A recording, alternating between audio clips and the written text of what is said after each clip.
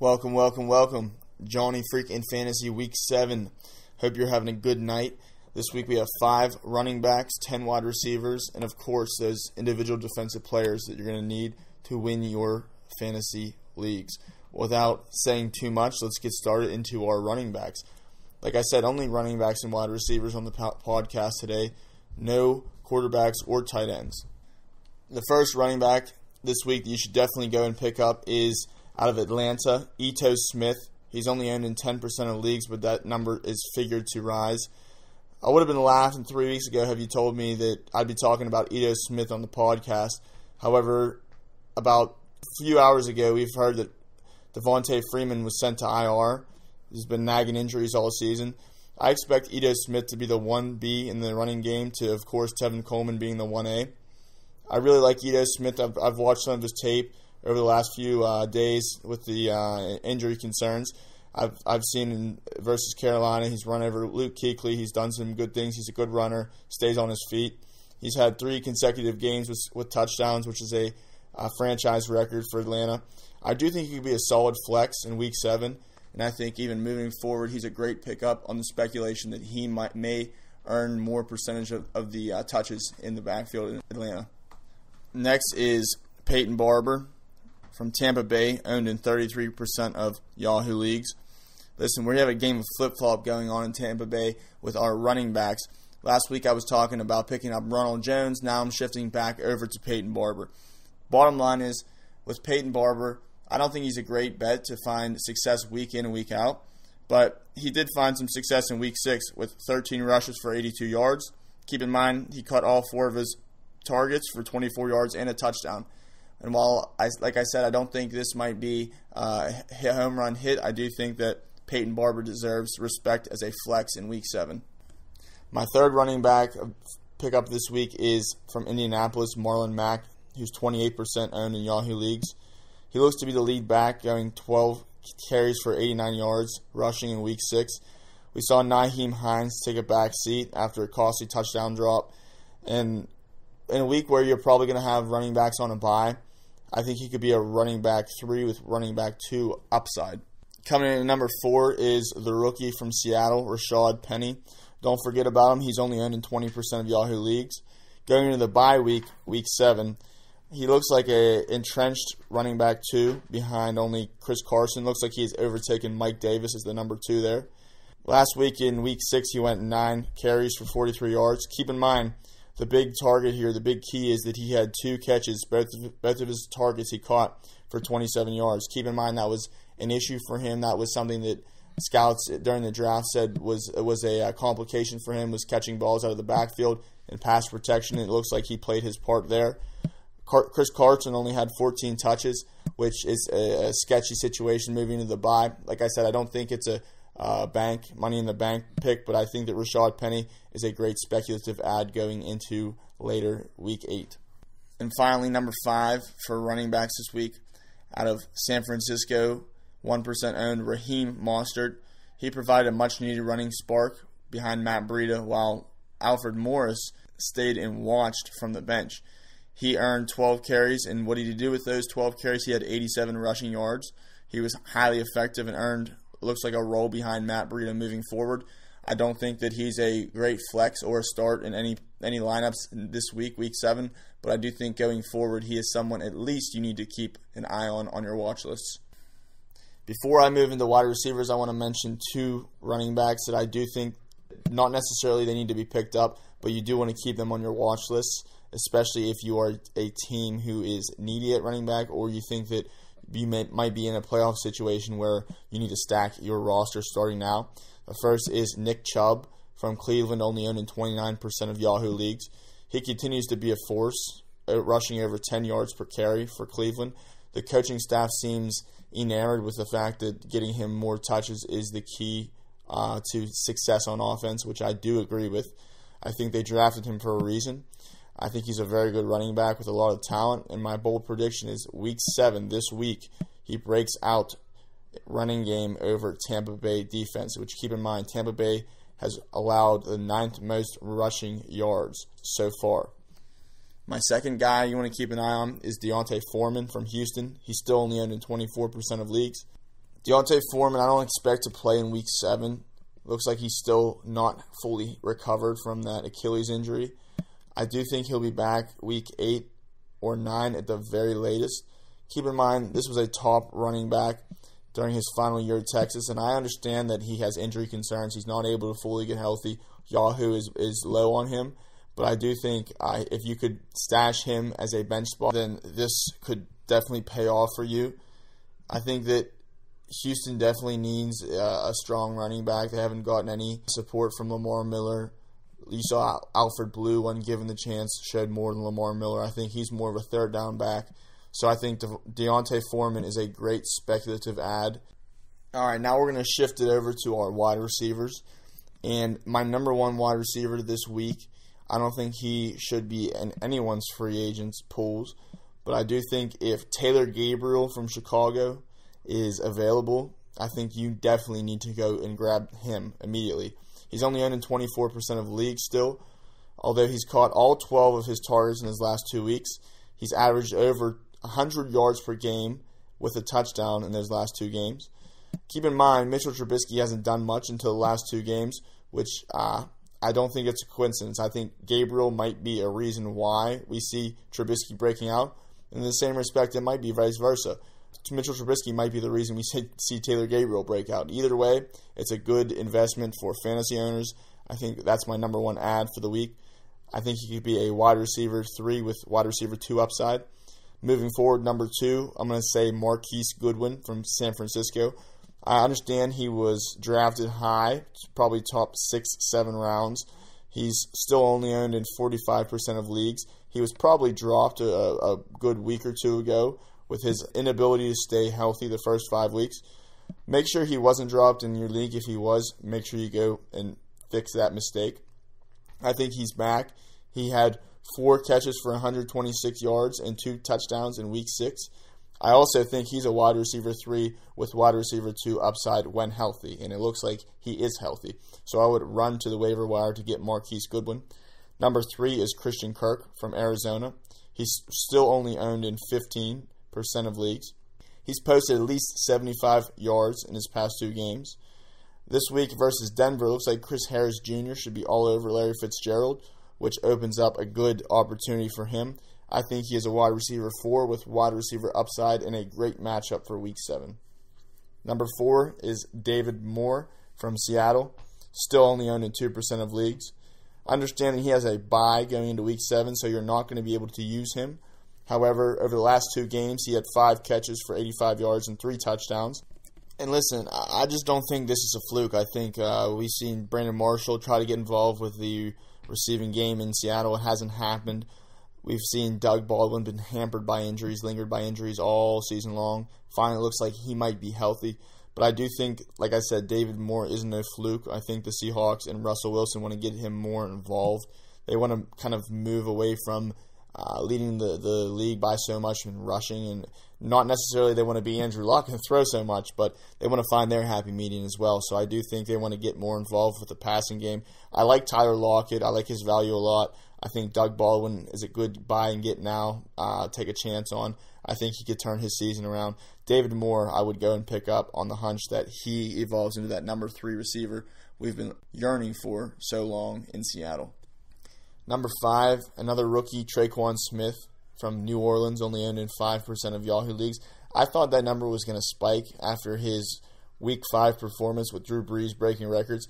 Smith hauled in 3 catches for 111 yards and 2 touchdowns. And in addition to that, he also had a big preseason. This is somebody who I was high on coming into the year. I drafted in 2 leagues, although it didn't pan out and I dropped him. I'm going to run and pick him up where I did drop him because I do think that I understand Ted Ginn was out. He did not play because he was injured, but I do think he's not going to be a factor moving forward. I'm taking that hunch. I think they want to see what they have in the rookie. They talked him up during the preseason. I wouldn't be surprised if Traquan Smith stays involved. I think that he's definitely a good flyer for Week 7. I think he could have wide receiver upside with Drew Brees in that offense. I'm not saying he's going to be a great flex Week 7. I'm not saying to start him and start him with confidence, but I do think at least keep him on your bench as a stash on the hunch that he does show chemistry and builds rapport in that New Orleans offense. Next is number 6, Albert Wilson from Miami. He's only owned in 11% of leagues. He exploded in Week 6, collecting 6 catches for 155 yards and 2 touchdowns. He had a 43-yard touchdown and another 75-yard touchdown. There are a lot of mouths to feed in Miami, but I do think going into Week 7 where you have a lot of receivers, people on bye, I think he could have wide receiver 4 value. Keep in mind, there's a lot of mouths to feed. It's a hunch pickup, but I do think Albert Wilson, he is a threat to have a big play, just about as good as anybody. So I think he is a decent pickup at wide receiver. Number 7, we have Jermaine Kearse from New York Jets, only owned in 1% of Yahoo leagues. We're only talking about him because Quincy Enunwa is out, looking like a multiple-week injury there, his ankle. So here comes Jermaine Kearse, 10 targets, 9 catches for 94 yards, looks steady. He always has seemed to find his way on the PPR maps. He does tend to have more PPR value than standard leagues. I would talk about Terrell Pryor. I am a fan on his talent. He intrigues me. Jeanette shout-out. However, I do think that Terrell Pryor is looking at an injury of himself. Looks like he has a groin injury too. So I do think Jermaine Kearse looks like a safe pickup. They might sign a veteran over there in New York, but for right now I would consider him a wide receiver 4 with wide receiver 3 upside in the short term. Number 8, out of Baltimore is Willie Snead, only owned in 11% of leagues. I'm not telling you to go pick up Willie Snead and expect him to be a sneaky pick moving forward. We have seen some consistency out of Snead. If you're in a PPR league, he's been scoring almost a baseline of 10, which that doesn't seem like a lot. However, if you are someone like myself who believes in revenge games, he is playing New Orleans, his former team, in Week 7. He's coming off a game last week in Week 6 where he had 10 targets. He had 7 catches of those 10 targets for 60 yards. So in PPR leagues, you're looking at 13 points. That's solid. Like I said, he's going to that revenge game. I do like him this week. We are going against New Orleans, who is giving up the most receiving yards. I would consider him a wide receiver 4 with wide receiver 3 upside.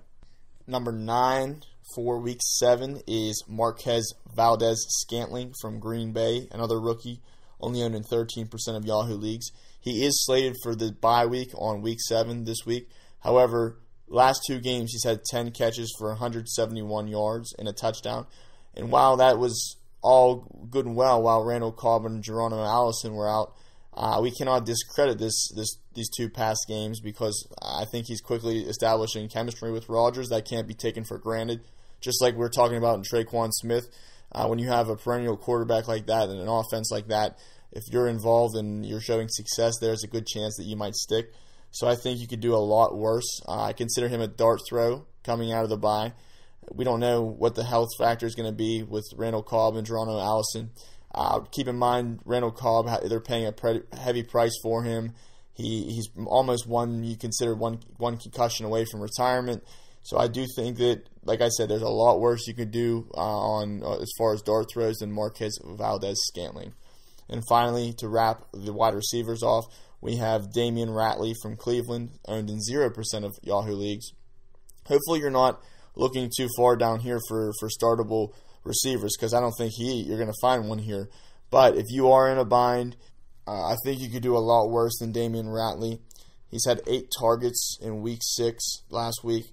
He has a great matchup versus Tampa Bay. And the reason why I'm saying he's not a terrible bet is because it looks like Rashard Higgins is ailing. He's still dealing with injuries. So if he is limited or sits, that is Rashard Higgins, I think that Damian Ratley could be a decent flex, especially with the kind of volume he's seeing from Baker Mayfield. We've seen Jarvis Landry kind of fall back, take a step back. Last game, only 2 catches. Antonio Callaway, who knows if he's going to stick or fall. So we'll see. I think Damian Ratley is not a startable, appealing player, but I do think he could offer short-term value. And that's all we have for offense. Moving into our defensive side of the ball, individual defensive players. I've got 5 linebackers and 5 defensive backs that'll hopefully not only help you this week, but in the long term too. We're going to move into the linebackers. The first linebacker being somebody I talked about last week, Mark Barron. And I know I dropped the podcast on Tuesday, found out on Sunday morning that the weather was going to be so cold. It was snowing in Denver before the game. It was a record of one of the earliest snowfalls we've seen in the NFL, actually. So I actually pulled the plug on Mark Barron. I figured, I read an article saying that I didn't want to risk his health coming off that Achilles injury. So I did go ahead and pull him. I hope you did too. He only ended with 1 tackle. But the reason why he's my number 1 pickup for linebackers is because I think that he was overlooked. He might have been dropped because of that lackluster game in Week 6. Keep in mind, Week 5, when he played almost every snap, he had 9 tackles. And I look forward to seeing him play San Francisco, hopefully in some warmer weather this week. I think that's what the doctor ordered for Mark Barron, and he's an Iron Man. We know that. He'll tough it out, and I think he's got a good bet to make some good tackles up the middle moving forward on that Chargers defense. Number 2, somebody who I necessarily wouldn't pick up and start, but definitely could be a good name to keep an eye on, or if you're in a weak spot and you need to start a linebacker, I think Foyesade Oluokun, the rookie from Atlanta, 0% owned in Yahoo leagues, I think he could make a difference in that Atlanta defense. We've seen Deion Jones and Keanu Neal both be injured, sent on IR. Deion Jones expected back Week 10, but let's face it, Atlanta's defense has looked lackluster thus far. Foyesade Oluokun, though, in the Week 6, he had 10 tackles. I don't think this is going to be a fluke. I think maybe until Deion Jones comes back in Week 10, I think this is maybe a plug and play. I think that we've seen Duke Riley's snaps continue to decrease. I did think he was going to be a key cog in that defense in the meantime, but it doesn't look like. It looks like he is descending. Looks like Foyesade Oluokun is rising. His stock is rising. I think he's a decent gamble this week. Maybe a plug and play, maybe a wait and see approach is my recommendation. Next is number 3, Markevious Mingo from Seattle. He's on bye week this week, but the reason I'm talking about him is because he was thrust into the starting lineup Week 5 at weak side linebacker after that Michael Kendrick suspension. But he responded well. He had 14 tackles the last 2 games, averaging 7 a game. I think he can continue that after the bye. I think that he's a key piece for them. We obviously know the potential he had being drafted high for Cleveland. I think that maybe the weak linebacker spot's a better fit for him than line. And at least what we're seeing so far, the results have been there. So Markevious Mingo, if you can afford to take a hit for this week, like I said, he's on bye, not playing. But coming out of the bye, he should be a good bet for tackles once again. Number 4 is Nigel Bradham from Philadelphia, owned in 10% of Yahoo leagues. Over the last 2 weeks, he's had 13 tackles. I do think he's a key piece in the Philadelphia defense. I think that he's definitely shown good rapport as a linebacker in fantasy IDP leagues. He's definitely showed he belongs on the map. So as long as he's averaging high tackle rates, I think Nigel Bradham's a good start. And number 5, moving on, is somebody I talked about last week who didn't show up. It was Jerome Baker, the rookie from Miami. He's still only owned in 1% of Yahoo leagues. Understandably so. In the overtime win versus Cincinnati, he only had 2 solo tackles. While that mark kind of scares me and kind of was a hiccup for him, keep in mind he's had 28 tackles over the last 4 weeks with that 2-tackle game included. So he's averaging 7 tackles over the last 4 games, which is phenomenal. He's got a tasty matchup this week versus Detroit. I preach to you and say don't give up on Jerome Baker. I think he's somebody who you can start still with confidence. I think it was a fluke game. Last week, Cincinnati's running backs didn't give many points. It was a bad matchup as it was. I think Jerome Baker gets back on the map versus Detroit this week. And before I move into our defensive backs, there's another name I want to tell you to keep note of, put on your watch list, maybe even pick up. I think now is a good time to pick him up. I don't think many people are going to hang on to linebackers during the bye week, so maybe you want to keep this guy Week 8 or Week 9 pickup. But he's eligible to return Week 10, and that's Deion Jones from Atlanta.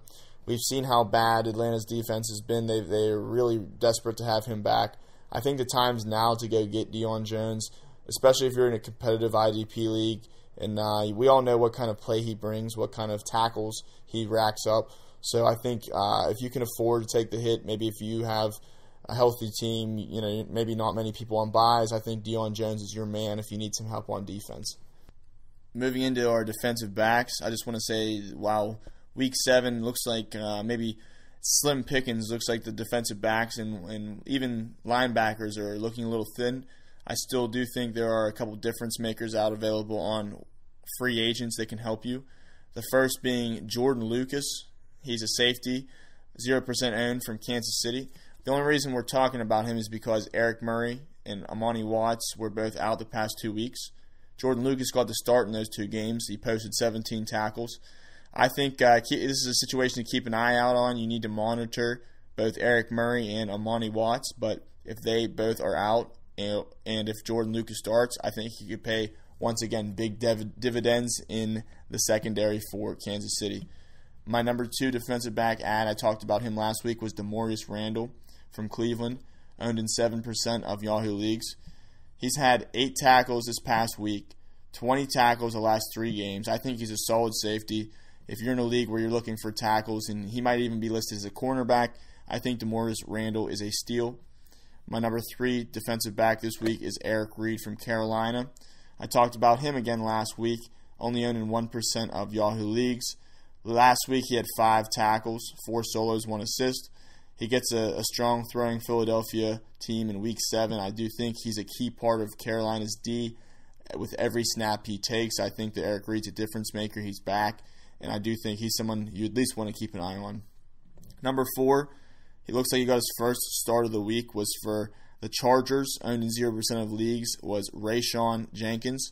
Like I said, first start, Week 6, he had 8 tackles and half a sack in that start. The Chargers are looking for a solid replacement for Jaleel Addae. It looks like he's, although showing out well in run defense, he's racked up tackles. He's a liability in coverage, and I do think Rayshawn Jenkins, although you might not need to start him this week, I think he's someone to at very least keep an eye out for after an 8-tackle, half a sack performance, especially from a safety. You don't see that very often. Derwin James, we've seen the rookie grade well in pass and run coverage. I think Jaleel Addae, they're looking for someone to overtake or supplant him because he looks like a liability, like I said. So Rayshawn Jenkins, keep an eye out for. And number 5, finally, George Iocca from Minnesota. He's owned in 0% of leagues. The only reason we're talking about him is because last week Andrew Sandejo was out with a groin injury. George Iocca got the start, responded well with 8 tackles. He seems to be a nice add this week if he gets the start again. So maybe that's a situation to keep an eye for, but George Iocca could be a difference maker. Ladies and gentlemen, I want to thank you for your time, thank you for your views, and thank you for your support. Most importantly, good luck in Week 7. We will see you Week 8 on Johnny Freak in